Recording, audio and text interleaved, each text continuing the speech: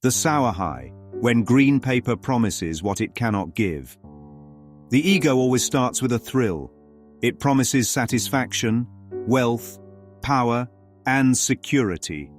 The first million, the first taste of recognition, the first high of having.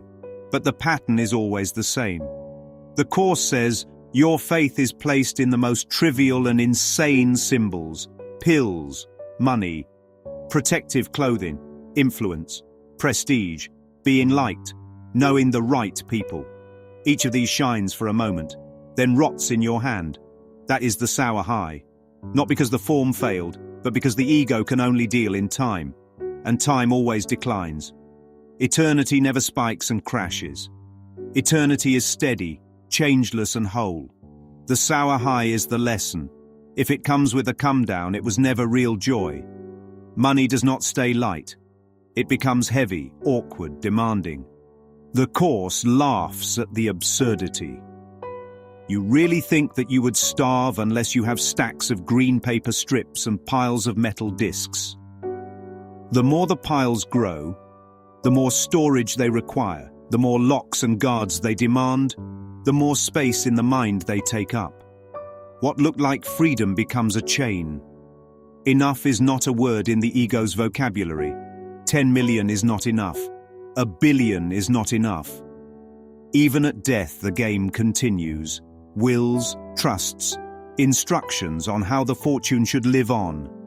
But the ego never lands. It only circles, hungry for another bite. The Course makes it plain. Power, fame, money, physical pleasure. Who is the hero to whom all these things belong? If the hero is unreal, so are its trophies. Wealth corrodes trust. Do they love you, or your account?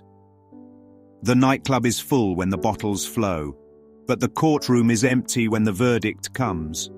The Course says money is not evil. Only an unhealed healer would try to heal for money, and he will not succeed to the extent to which he values it. The moment value is projected onto money, love becomes conditional. Real love has no invoice. Every empire, every fortune rests on a choke point. Cut the flow and the whole thing collapses. The Course reframes it gently. Should he need money, it will be given him. Not in payment, but to help him better serve the plan. In spirit's hands, money is a passing tool. In the ego's hands, it becomes oxygen. The chokehold isn't in the coins.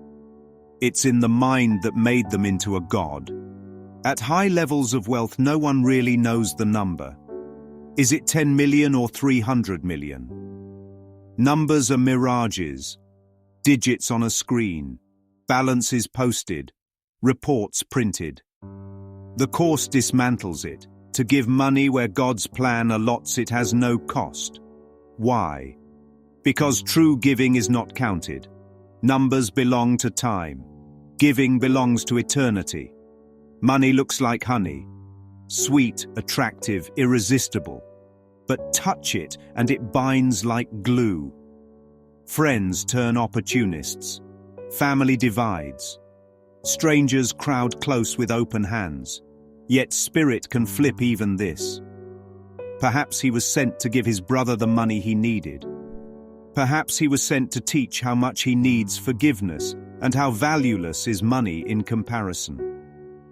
Honey becomes freedom only when it is shared without strings. Otherwise, it is glue. Even when the body drops, the obsession clings. Wills, estates, inheritances, all designed to script the future of piles of nothing. But the Course smiles. To give money where God's plan allots it has no cost. That is the end of the obsession. The real inheritance is forgiveness, not paper strips. Peace, not piles. Love, not legacies. So why does this matter? Because every student, whether wealthy or not, is dealing with the same thought system. It is never about the form.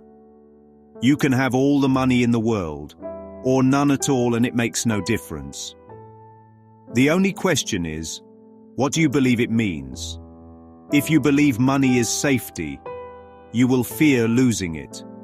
If you believe money is power, you will fear betrayal. If you believe money is value, you will never feel enough. But if you see it as nothing, then it can be handed over to spirit. And spirit can use even nothingness to point back to the everything of God.